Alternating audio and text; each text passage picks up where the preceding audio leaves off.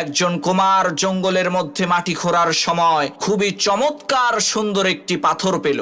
সেই কুমার ওই সুন্দর পাথরটার সাথে গাছের লতা বেঁধে একটি মালা তৈরি করে তার গাধার গলায় বেঁধে দিল এবং জঙ্গলের সেই মাটিগুলোকে গাধার পিঠে তুলে দিয়ে বাড়ির পথে রওনা করলো। পথিমধ্যে একজন স্বর্ণকার জহুরি সেই কুমারকে বলল, ভাই, তোমার গাধার গলায় যেই পাথরটা আছে সেটা কি তুমি আমার কাছে বিক্রি করবা? তখন সেই কুমার বলল, হ্যাঁ, বিক্রি করব, তবে দাম কিন্তু 100 টাকা।